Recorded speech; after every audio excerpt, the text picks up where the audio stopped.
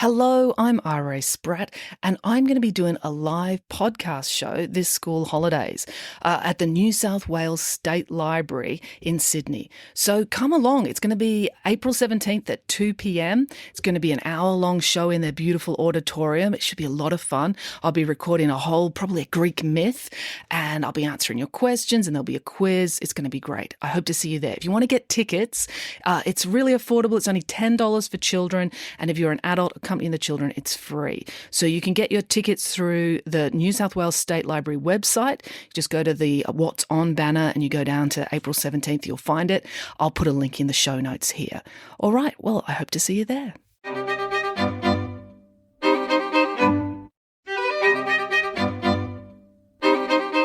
Hello and welcome to Bedtime Stories with me, R.A. Spratt. Well, it's a gorgeous day here in Barrel. We're coming into autumn. The leaves are starting to turn. It's beautiful and blue outside, but it's a little bit nippy, a bit cold. So it's a gorgeous time of year here because in a month or so it'll be freezing cold. So it's that time of year when you just really want to enjoy every moment of sunshine you can get. So that's what it's like here at the moment. And we're coming up to Easter, of course, which is a huge time in the Southern Highlands because it feels like everybody in Sydney drives here to come and eat cake from Gumnut. And I can't blame them. It's very good cake. So that's what's going on. Lots of people coming to visit us for the changing autumn leaves and the delicious local cakes. Now today, I am finally getting around to doing the story of Alladin. And I know I've been promising this. I think for years I've been promising to do the story of Alladin. So this is it. The Story of Alladin, as told by Nanny Piggins.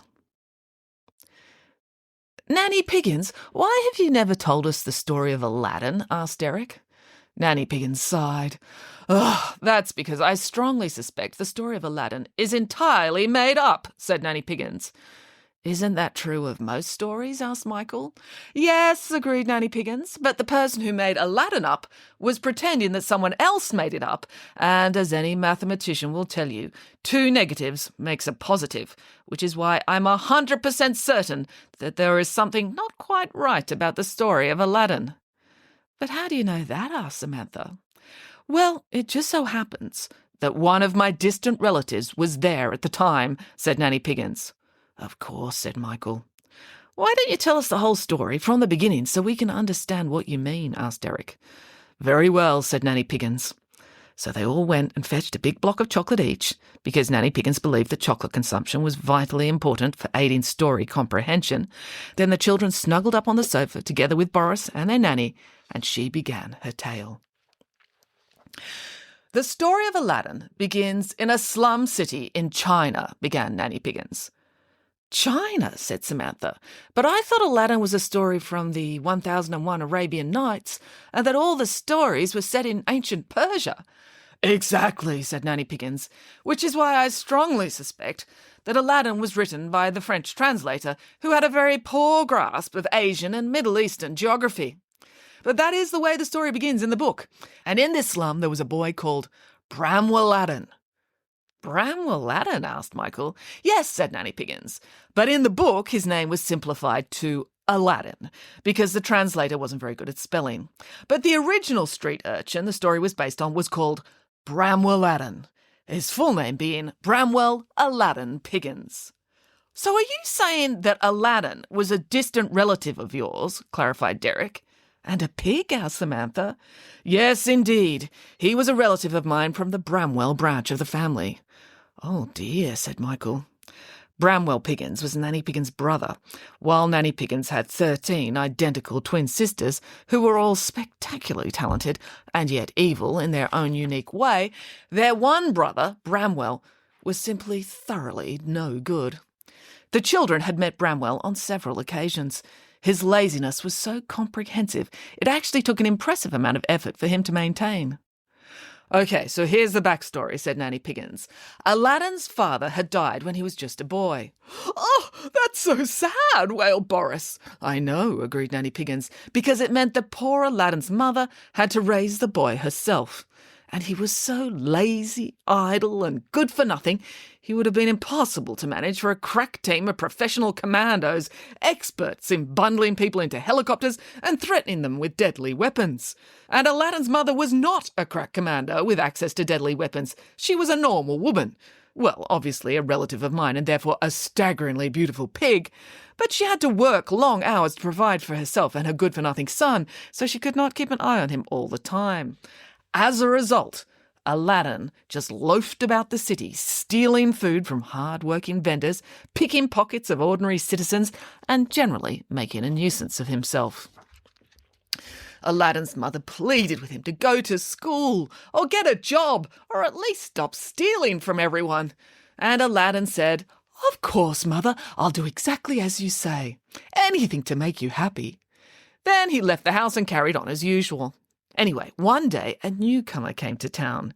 He was a mysterious old magician, and from his clothes it was clear that he had just arrived from Africa. "Africa," said Samantha. "So it's set in China with a magician from Africa."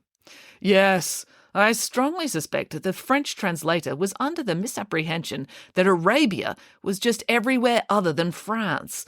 But if we concentrate on all the nonsensical geography in the story, we will never get on with it, and it is a crackingly good tale, so I suggest that we try to avoid stopping to talk about how silly it is until the end." The children nodded, and Nanny Piggins continued. The wily old magician was looking about when he spotted Aladdin in a back lane behind a bakery. "What, was he eating scraps?" asked Samantha. "No, Aladdin had already eaten all the scraps out of the bin," said Nanny Piggins, "so now he was licking the inside of the rubbish bin in case he'd missed any crumbs. He was bent over so far to reach right into the bottom of the bin that he'd tipped upside down and his legs were waggling in the air above him.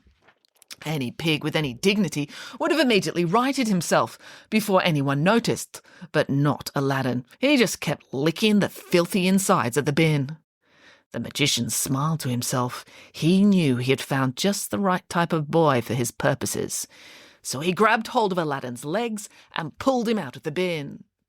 "Oh, it's you!" cried the magician. "I'm so glad to finally meet you after all these years." "You are?" said Aladdin. "Of course," said the magician. "Your father told me so many things about how wonderful you are. What's your name again?" "Aladdin," said Aladdin. "Yes, that's right. That's just what your father said," agreed the magician. "Your father told me all about what a good son you are." "Really?" said Aladdin. This surprised Aladdin because while he'd been alive, Aladdin's father had complained about his laziness and chased him around the house with a fly swat almost every day. But everyone likes being flattered, so Aladdin was prepared to believe this was true. "I am your uncle," claimed the man. "But father never said he had a brother," said Aladdin. "Oh, well, that's because your father and I had a terrible falling out. I tried to give your father lots of money and fine clothing and jewels because I loved him so much, but it made him angry, and we haven't spoken to each other since. But I always intended to return and try again to give gifts and riches to his family, if he would not accept them himself." "Oh, that sounds nice," said Aladdin. "Oh, yes," said the magician. "I am an old man with no children of my own. I would dearly love to be able to pass along my good fortune to my nearest relative, which would be you." "Oh, I've always wanted to be rich," said Aladdin, "but I've never wanted to work, so that does sound like an excellent way for me to achieve my goal." "Wonderful!" cried the magician. "Now, I don't have any sacks of gold on me right now. You know, gold is surprisingly heavy." "I have heard that," agreed Aladdin.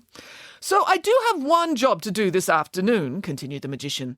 "If you help me get that one job done quickly, then we can go back to my house, and I will give you as much gold as you can carry." Now, it just so happened that Aladdin was wearing his special pickpocketing jacket. He'd made it himself with enormous, especially large pockets, so he had plenty of room to store all his pickpocketed stolen goods. So that meant he would be able to carry home a lot of gold indeed. "Oh, I'll be glad to help you with your one job," said Aladdin. "I'll do whatever you like." So Aladdin followed the magician out of the city and into the desert. They walked and walked, which was not terribly pleasant because of the baking hot sun, and there being nowhere to stop for a drink of chocolate milk. Excuse me, Uncle, said Aladdin.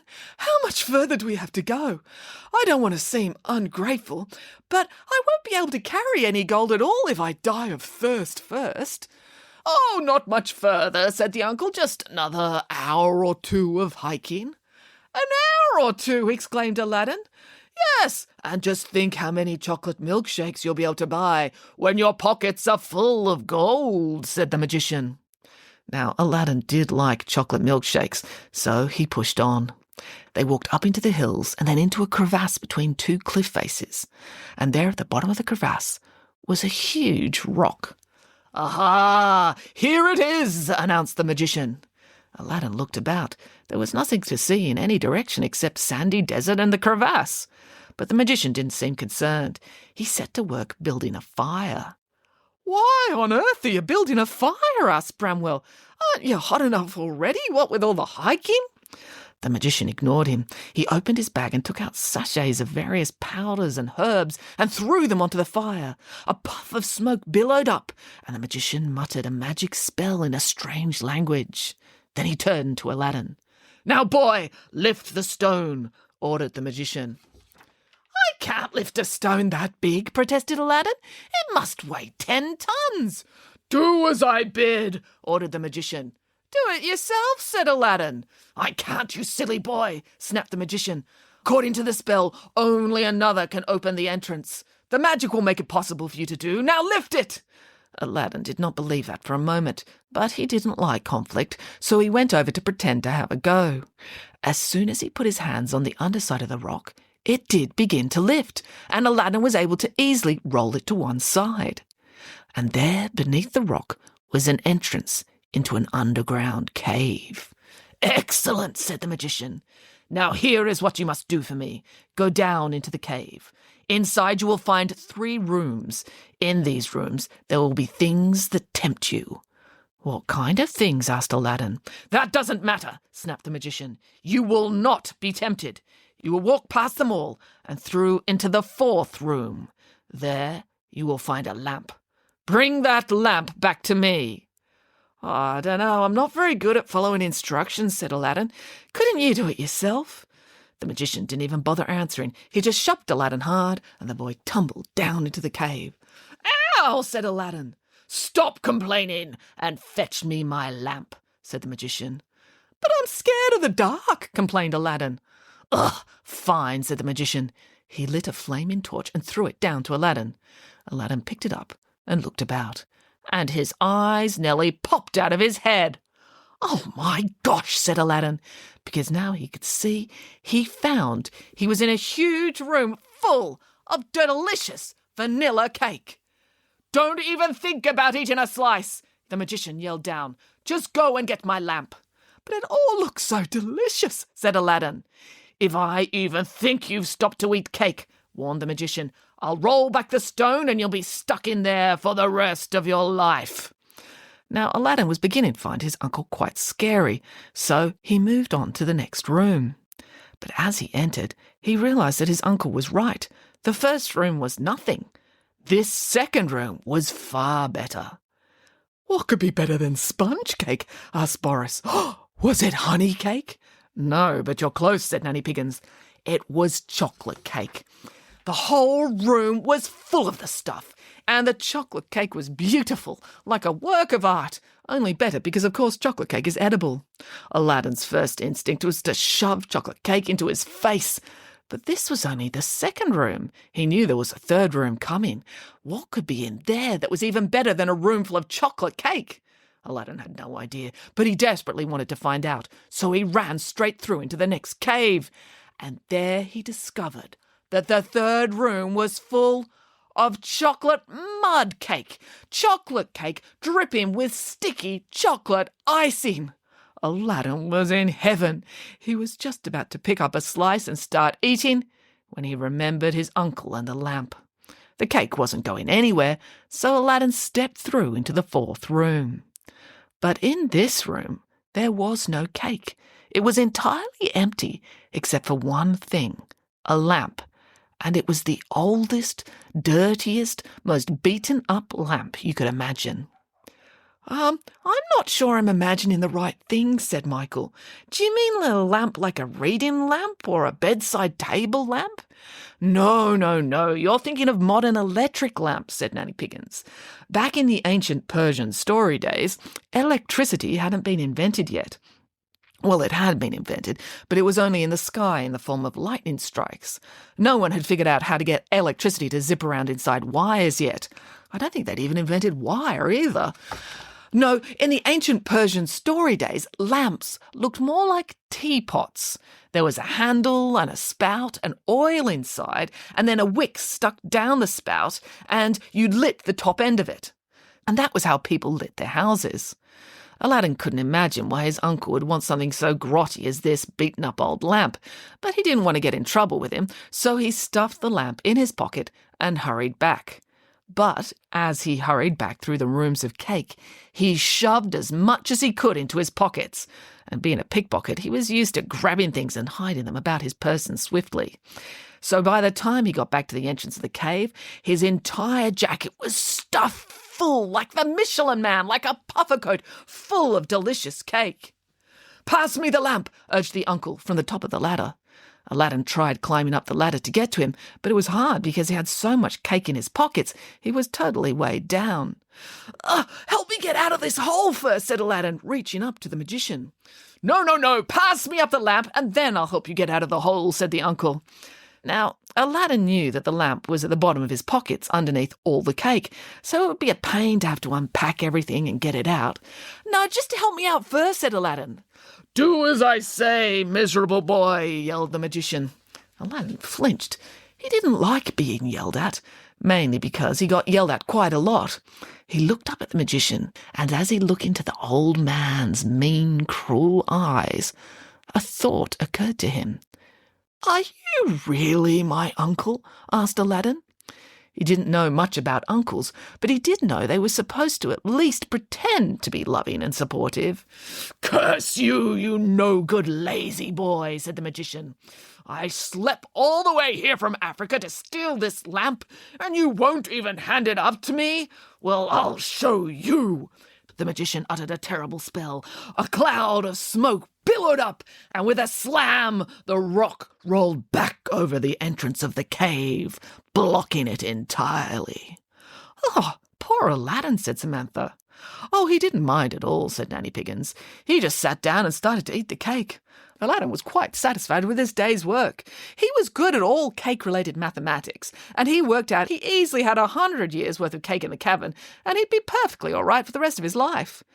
The only problem was his torch was burning low, and Alladin didn't want to eat in the dark. He didn't think he'd be able to truly appreciate the cake unless he could see it, so he decided to get out the lamp from the bottom of his pocket. He reached down past all the mud cake and the chocolate cake and the vanilla sponge cake and pulled out the lamp. It had been squashed under a particularly delicious piece of chocolate mud cake, and there was chocolate icing all over the whole thing. "Yum," said Alladin, and he licked the lamp clean. But as soon as his tongue wiped across the surface of the lamp started to shake and hiss, and a great plume of purple smoke shot out of the spout and billowed up into the air and formed itself into a mighty magical genie. "Crikey," said Alladin. "And this genie was none other than Jeanie Piggins," said Nanny Piggins, also a distant relative of mine. "You're related to a genie?" asked Derek. "I am indeed," said Nanny Piggins. "And was she staggeringly beautiful?" asked Michael. "And a pig?" asked Samantha. "Of course," said Nanny Piggins. "I am the genie of the lamp," declared Jeanie Piggins. "As you have freed me, I must grant you 3 wishes. "Really?" asked Alladin. "I can wish for anything?" "Whatever your heart desires," said the genie. Alladin thought for a moment. He didn't really want much. Everything he ever wanted, a lifetime supply of cake, was already in the cave. Then a thought occurred to him. "There is just one thing I quite fancy," said Alladin. "This cake is lovely, but it's going to be hard to eat it all. Ah, of course. So you want me to send some to your poor, hard-working mother so she doesn't have to starve, guessed the genie. Oh, no, I just want you to bring me a lifetime supply of chocolate milk, said Aladdin, so I've got something to wash the cake down with. Ugh, dreadful boy, declared the genie. Fine, let it be so. Kapow! With a flash and a billow of magical smoke, thousands of vats of delicious chocolate milk appeared. Now, what do you want for your other 2 wishes? Snapped the genie, looking forward to not having to work with Aladdin any further. Aladdin racked his brain. He really struggled to think of anything. He had all the cake he could eat, and he had all the milk he could drink. Come on, there must be something, said the genie. World peace, end of world hunger, the cure to the common cold, anything. I can give it to you. No, I'm all good, said Aladdin. I'll tell you what, all I really want is for you to open the entrance. Oh, of course, so you can have freedom and go outside to exercise, said the genie. No, so I can get some sunlight and work on my tan, said Aladdin. The genie rolled her eyes. Fine, so be it. Kapow! The rock rolled away and the entrance was open. Now you have one final wish, and could you please make it something more worthwhile? Your pathetic wishes are an embarrassment. I'm the most powerful genie in the world, and all the things you want could be ordered in a cafe. Aladdin racked his brains trying to think of something slightly more impressive. He tried to imagine what a royal prince would want, but having little imagination, he had no idea what that would be. So he just said, well, just give me what a royal prince would want above all else. The genie was slightly more impressed with this wish.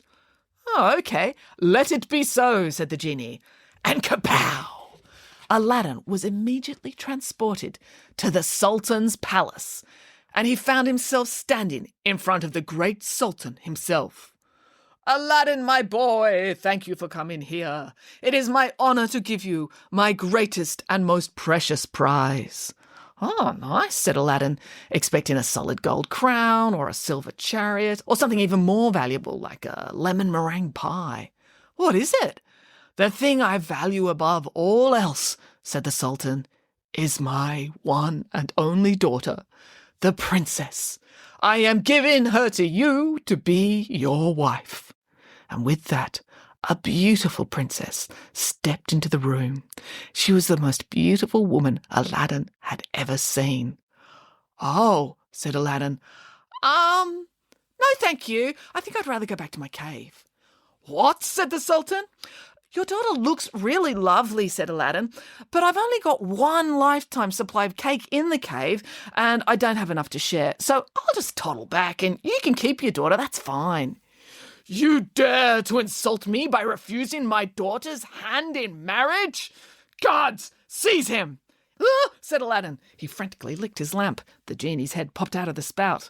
What now? Demanded the genie. You've had your 3 wishes. I need you to get me out of here, said Aladdin.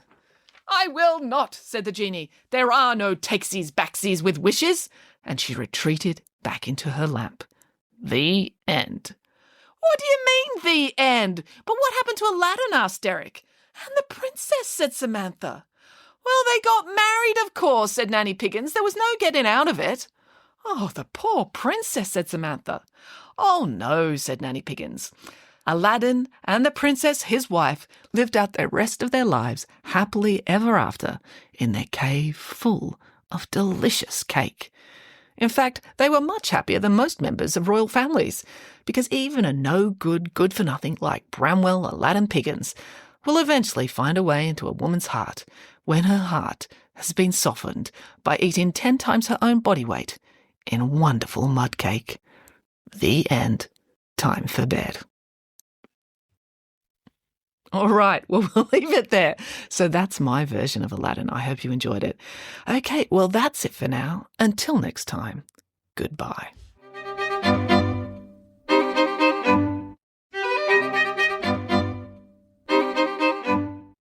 Hello, it's me again. If you enjoyed listening to Bedtime Stories with R.A. Spratt, it would be really helpful if you could like, subscribe, follow, and or review the show on whatever podcast platform you're listening to now. Every little one of those digital affirmations helps, and the bigger this podcast gets, the more I can justify procrastinating from my real job to keep bringing these stories to you. Thank you.